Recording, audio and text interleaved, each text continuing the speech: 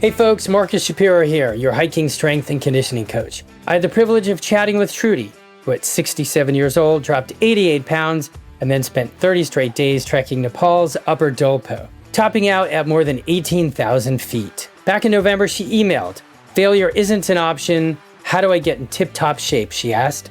5 months, nearly 275 miles, and 94,000 feet of vertical gain later, half on real stairs and trails and the rest on treadmills between deadlifts.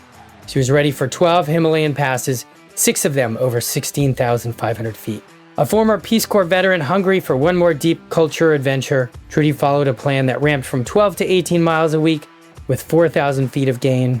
She routinely smashed those targets, like the day she cranked out 40 laps on her town's outdoor staircase with a 25-pound pack, turning curious neighbors into instant cheerleaders. Strong legs, smart acclimatization, and a light Diamox routine carried her across upper Dolpo without a hitch. In this episode, we will unpack how spreadsheets, stair sessions, and powerlifting turned maybe into a resounding yes, and what her story means for anyone eyeing their own bucket list climb. I hope you will enjoy my conversation with Trudy.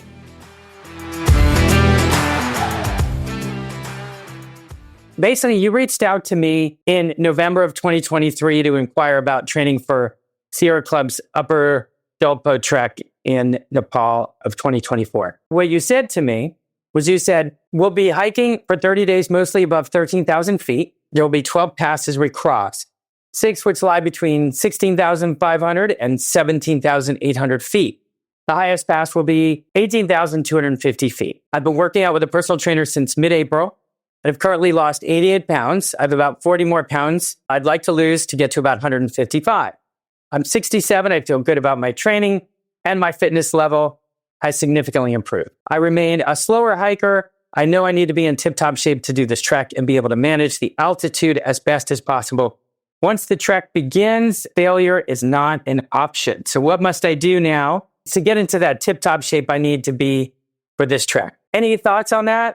I think I wrote that up pretty well, actually. Yeah. That's exactly what I wanted to communicate, and that's what I needed. And I'm happy with what I wrote. Why did you decide to commit to that trek to Nepal? And what were you most looking forward to? What was it that you were excited about? Well, things that I wanted out of this trip. One was I have spent many years, decades, in fact, living overseas in a whole variety of countries with the Peace Corps, which was the organization with whom I had my work career. So I love living and working and experiencing other countries, and specifically developing countries. And I had been to Nepal before, and I knew what a terrific country it was. So I wanted a rich cultural experience. I wanted to go back again to Nepal and just enjoy the beauty of that country. I had also never, ever done a trek of this length. I've been out backpacking years past, have not done backpacking,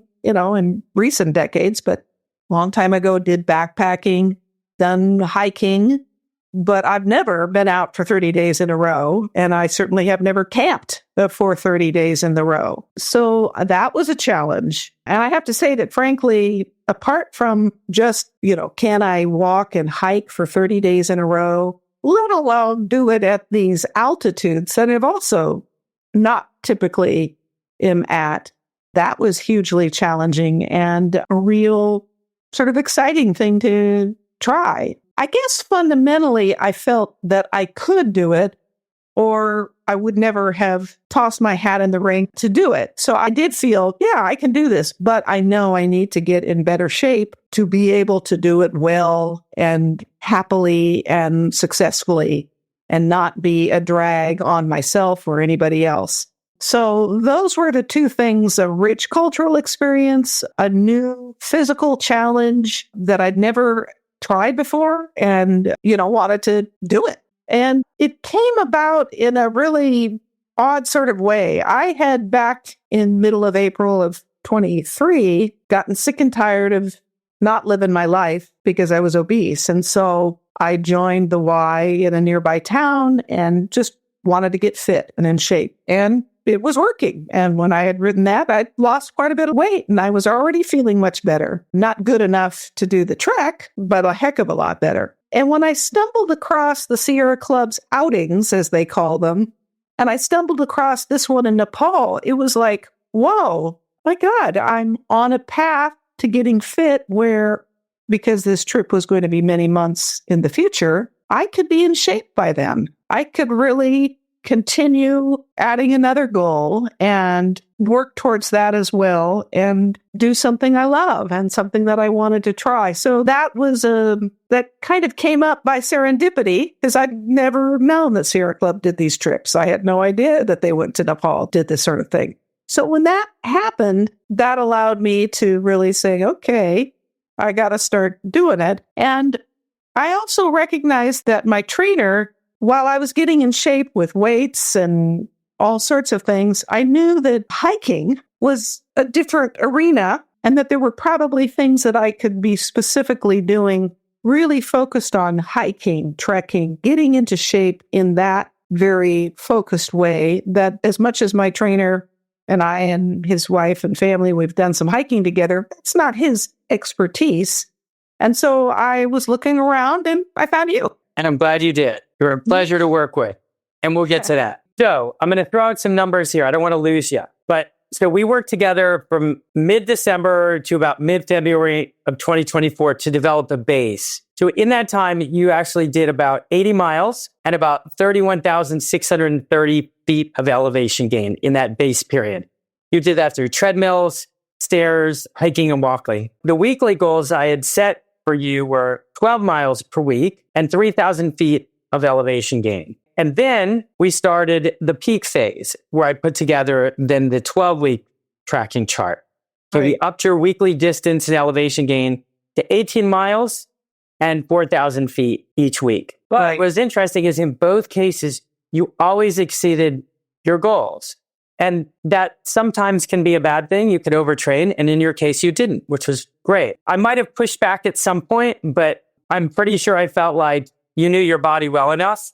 And if there was an issue, we'd catch it. You'd tell me about it. And so evidently there wasn't that I can remember. Now, between the treadmill, stairs, a little bit of stepper machine, not really much, hikes and walks, you completed a total of 197 miles and a total elevation gain of 61,810 feet. So that's a lot. An important statistic here is that 24% of that of elevation gain was on the treadmill.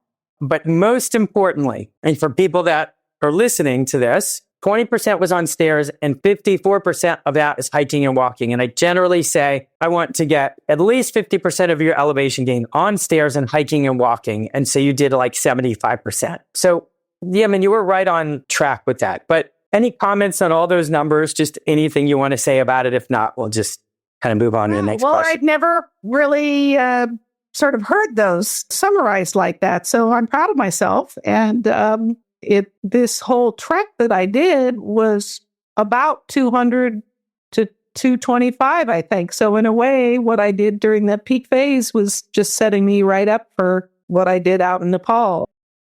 How did the program assist you with your concerns? And can you share an anecdote illustrating how it was helpful? I'm the kind of person that likes to have a plan and a schedule and direction and do this, Trudy, achieve and do it in these ways. I'm not the best when it's just sort of, well, get this in somehow. And so by your really focusing on specific types of ways to get the miles in, to get the elevation gain in, that was really useful. And I like that plan. That kind of guidance, that kind of framework, and not even just the framework, but then very specifically steps within it, was highly useful for the way I like to tackle something along these lines. Yeah, that makes sense. What was one thing that surprised you that you were able to do with which you think the program helped? Well, I have to say that initially I was thinking, the stairs are going to be kind of boring. Or, I understood by the going up and the coming down with the, jarring against your feet and all of that. But I thought, I get why this is important to do, but it'll be interesting to see how I get into it. And I have to say that is one of the exercises that I've really felt made a huge difference. And I really grew to like a lot. Right in my town, I have a beautiful set of stairs in my community. And it was wonderful to be outside, whether it was cold or drizzly or a beautiful day, going up and down with the pack, wearing that pack with 20 pounds or 25 pounds. That kind of surprised me that, wow, I'm doing this. But going up and down, I put my earbuds in and I listened to my music. And those the times that you asked me to get, I think it was a 2,000 elevation gain through stairs in one go. I thought, wow, what's this going to be? And it took me 2.5 hours. I did 20 laps and then I sat in my car for about 15 minutes and ate some food and drank a power shake. And then I got right back there and did another 20. And I was like, don't get me wrong, it was long and it was work, but it wasn't as hard as I thought it would be. And each time I did it, I was better at it. And of course, I had a lot of people stopping and walking up and down with me a little bit as they were finding out, why are you doing this? So that turned out to be an exercise that you really grew to like. And I've even been thinking, now that I'm well back from this trip, that I want to go back to those stairs. And I might not do 40 laps, but I'll go back to going up and down, up and down. So that was the learning. Yeah, and that's not a bad idea. When you come back from your trip, it's good to retain a little bit of a kind of a hike-centric training. Sometimes just doing 20 minutes once a week, you'd be surprised how easy it is to get back in the stairs if you're trying to train for another trip. Would you say that I should return to wearing a pack the way I was in the peak, or just going up and down? And probably just going up and down. The thing that I would concern me about wearing the pack would be just kind of overtraining and be a little concerned about the knees. But, everybody is different. I'd say for the majority of people, and remind me your age. I'm going to be 68 in November. 68. Okay. I mean, these days, right. That's young, but really, if you're going to have a pack on outside of the training window, it might be a little too much, but I could be wrong. I mean, if God were right here in front of me, I could ask him and he might tell me what that might look like a year or two from now, but I don't know. So you'd have to give that your best guess. And it doesn't mean you shouldn't ever do it. You could always try it, but generally speaking, probably not frequently, but Yeah. Anyway, the stairs were fun. And the fact that I'm sort of thinking about doing them I'm not training for any big trek right now. I'm just, yesterday I was out for a 7-mile hike with friends, and I'm probably going to go do something this Tuesday, or I'm doing something on Sunday and maybe Tuesday. So I'm sort of getting back into hiking again. I do have to say that when I came back, because of all the very intense peak training I was doing with you, especially that final 5 to 6 weeks. I mean, we did that for 12, but that 5 to 6 where I was really doing something almost every single day, whatever it was. And then the trek, not surprisingly, my body was tired. And I came back to the States. I was just tired. And also, my brain was tired. I was not all that excited about going out for walks and hikes again because I'd just been doing it so much. And I knew that I wasn't off of it completely, but I needed time to kind of think of it in a super excited, positive way. And I'm getting back into it these last few weeks. I've been doing some selected hikes, and I'm really picking up the pace, as a matter of fact, this week. So that's good. And I'm glad to hear about going back into the stairs just a little bit. No pack, just doing it, getting out and enjoying it again. And that's not uncommon. So what you experienced is very typical. You're in kind of a peak phase. We're talking last 6 weeks. And it's at that point that people kind of start to get tired of it. It's not uncommon. And they're ready to just go on their trip and just do it. So totally common.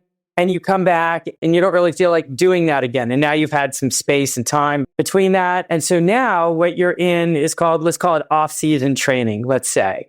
So off-season training is just kind of a lower volume in intensity, maintaining a little bit of it so that you always have like a little base and you enjoy it anyway. Any comment on treadmill or anything, what you thought about that, or are we just going to move on? Got into the treadmill too. I mean, I was good getting up to that higher incline, and the more I did of it, the better I got. The higher the incline could be, maybe the longer, wearing the weight again. I enjoyed all of it. I didn't do a tremendous amount of the stepper, so I never really got into the groove of that as much, but I felt that between the stairs and the treadmill and getting out and doing some hikes. And for me, I needed to find some hikes that had some significant elevation that I could access. Because while I live here in the Olympic National Forest arena, and there's a lot of big hikes, they're not accessible in the winter months because you just can't get in because of the snow. So it was interesting finding some hikes where I would just go up and down the same thing a couple of times to get in, 2,000-3,000 elevation gain. And I enjoyed it all. Yeah. And talking about the stepper machine, because you had access to hiking and stairs, it wasn't important. In fact, that would probably dilute your progress. I recommend people supplementing when they don't live in an area like you do. A lot of people who train for these things, they don't have access to hiking, so they have to supplement as much as possible. So it was good you didn't do it, that when you probably didn't, because I never emphasized it. So I do want to talk about your powerlifting. I think that's really cool. I tried to interfere with it as little as possible because I just think it's really fun and exciting what you were doing, and you were competing. I mean, my job is to make sure that we maximize your time and make sure that you're most successful on your trip. But one of my jobs is also, if there's a physical activity that you enjoy, I have to do my best to kind of keep that in there. And I felt like we did that to a certain degree. You want to just talk about your powerlifting and your competitions, or just anything and you want to share about it? About 3 days a week, an hour each time with Bill, my personal trainer, and he's turned into my powerlifting coach and friend as well.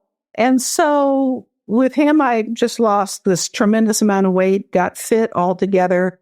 But doing deadlifts and trap bar deadlifts and all of that just hugely strengthened my rear and my legs, and squats, lunges, all that sort of stuff. Lunges you spoke to quite a bit. I watched your video of you doing a whole variety of types of lunges. Keeping that was really important because I love it. And it got me to where I was in a position to even begin to think about connecting with you and doing this hike. But doing all that strength training, upper and lower, just made me feel so darn strong and fit. And then when I got into powerlifting, that was just a hoot. That was a lot of fun. I don't know that I'm going to be an ongoing power lifter, but deadlifts are, as we used to say, the bomb.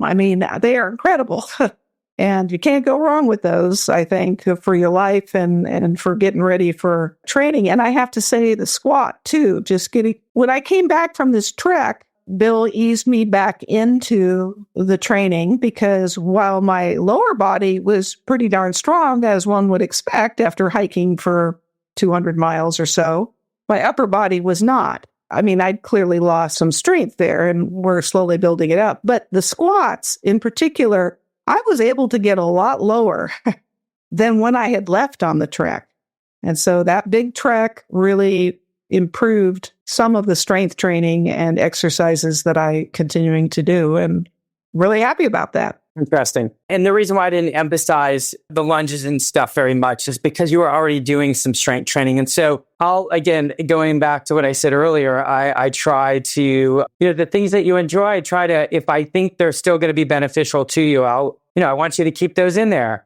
So you did, and obviously it made a big difference. So that's exciting. I'm going to put you on the spot here.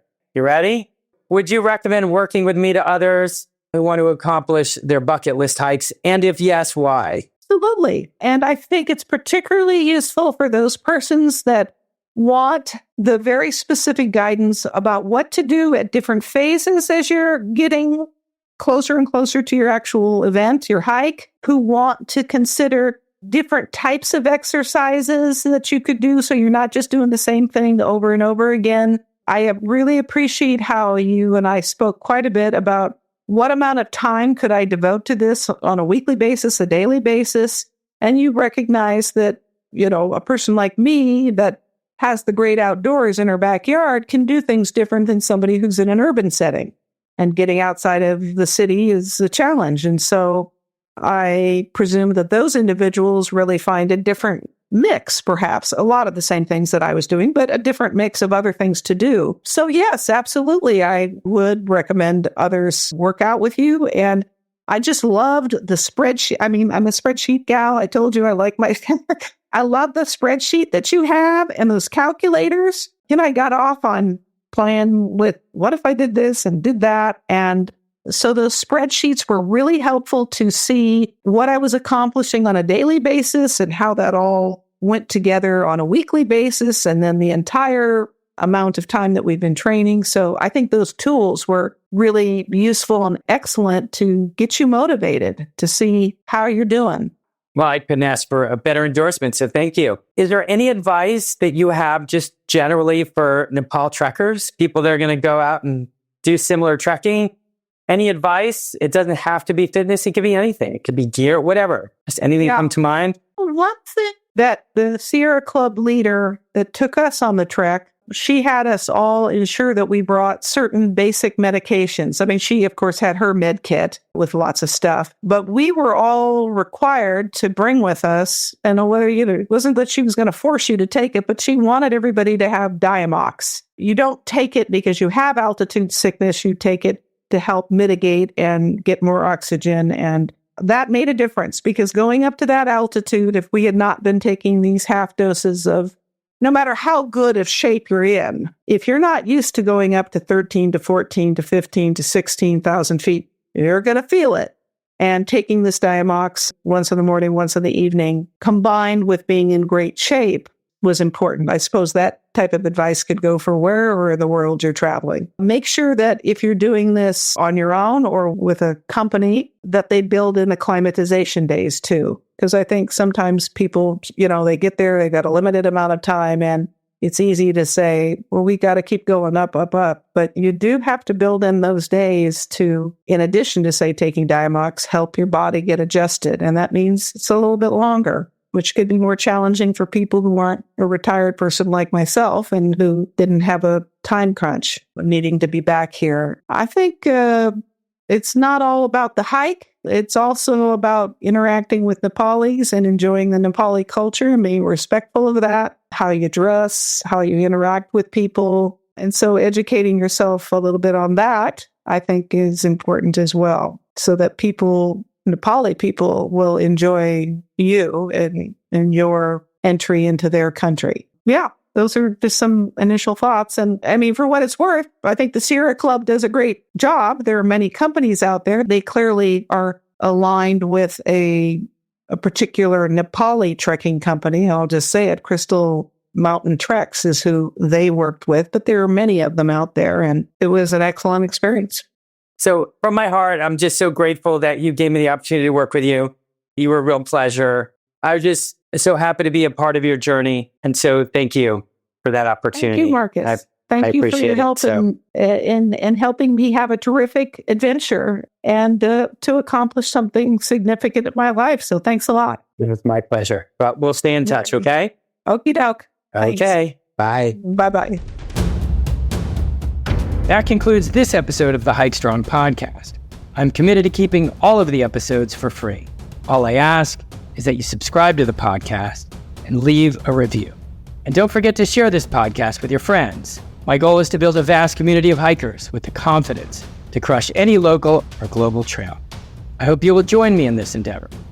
So until next time, train, hike, repeat, and as always, I'm here to support you every step of the way.